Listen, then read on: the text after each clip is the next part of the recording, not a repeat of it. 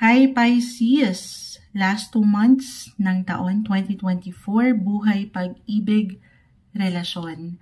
Love reading po tayo, love holidays. Magiging malamig ba or mainit ang iyong Pasko? Mensaheng gabay po, kuha tayo ng ilang messages para sa inyo Pisces. Para sa mga taong maaaring makapakinig nito, anong kailangan niyong marinig? Message. Mensaheng gabay para sa mga Pisces. Guidance po para sa kanila. Last 2 months of 2024.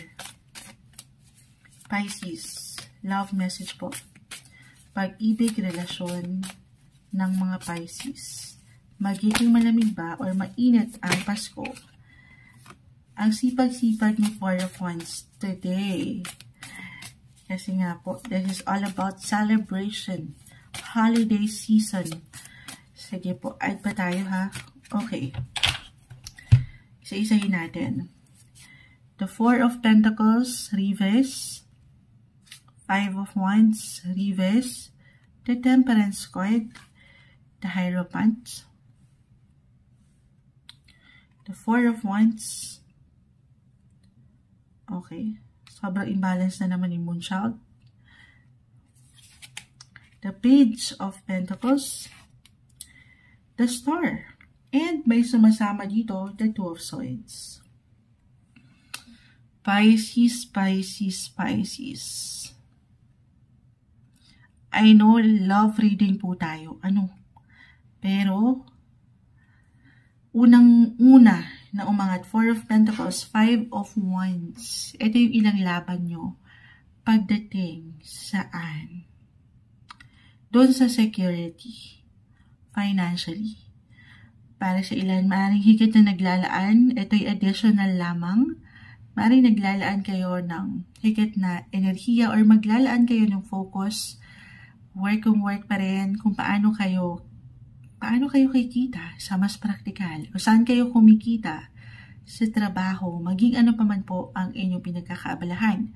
Lalo pa kung meron na kayong ilang responsibility or meron talagang ilang bayarin. Lalo pa, magpapasko. Ang daming gastusin. E nasa Pisces, madalas inuuna mo talaga to. Kasi alam mo yung security eh. Security nakaakibat ng inyong pagiging sensitive. Yung pagiging compassionate nyo sa inyong mga mahal sa buhay. Bakit nga ba kayo nanlalaban? Yung ilang laban ito na kinakaya. Patuloy na kinakaya para sa kanila. Binabalanse. Andito yung mahaba ng inyong mga pasensya. Pisces. Naganda. Okay? Last 2 months, walang papaawat sa inyo Andito, focus kayo sa inyong ginagawa. May magandang possibility po, if ever, lalo pa kung ito ay unti-unti nyong binubuo. Unti-unti nyong binibigyan ng pag-aksyon mula sa inyong mga efforts, sipag, tiyaga. Okay? Other messages, if ever, bilang career, money, reversal po yung energy natin every time, okay? Maaaring ito po ay mag-apply sa inyong mga kapareha, couples in a relationship, married, may something positive tayo nakikitang pwedeng matanggap ng inyong mga partners sa trabaho.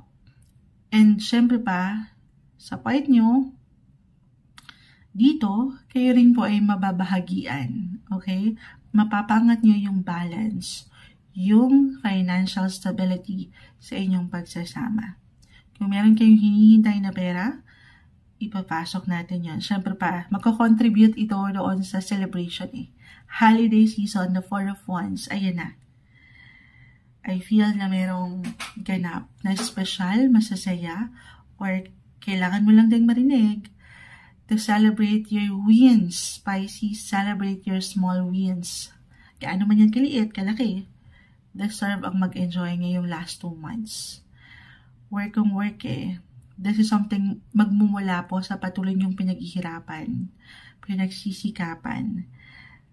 At dito, higit kayong tatatag. Siyempre pa, sa true lang, magpapaka-practical tayo na kapag meron tayong naitatabi, saan tayo sumasagana? Diba? Hindi lang puro puso. Hindi natin makakain yung Diba pagkain na naman si Moonchild? Hindi.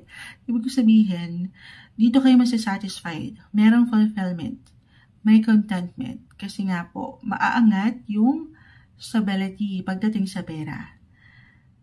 Actually, stay positive, Pisces. The star ay narito. Page of Pentacles.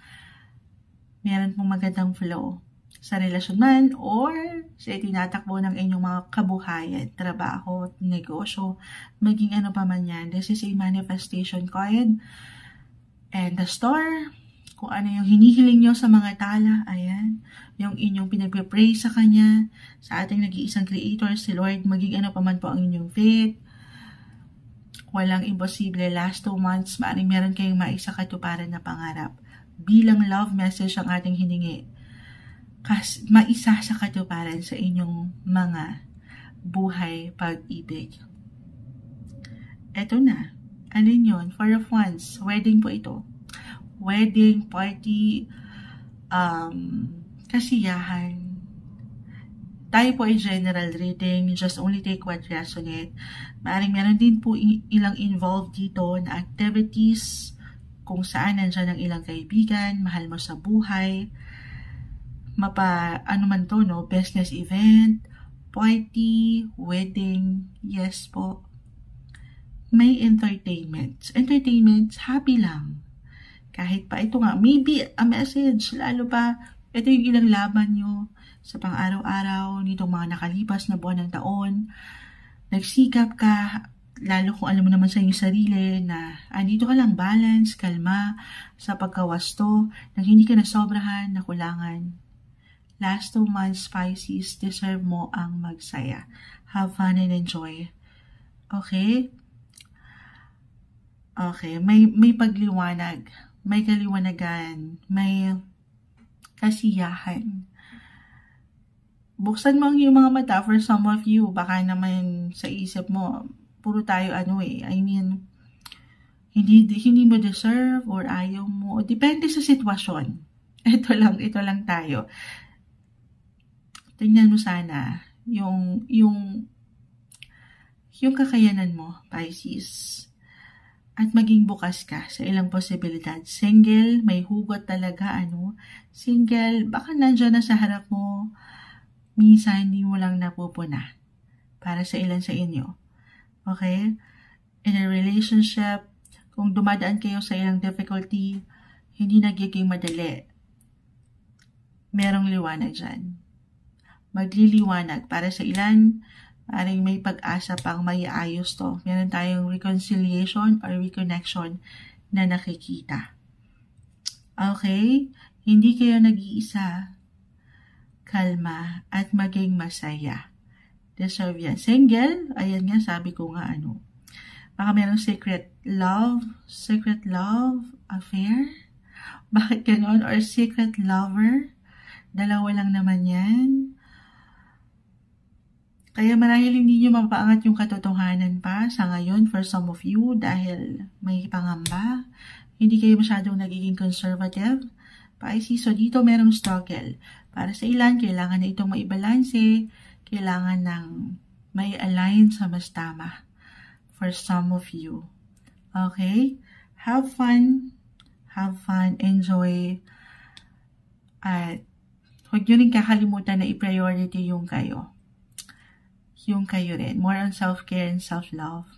Ito yung umaangat. May hugot. Last na lang. Last sign, Pisces.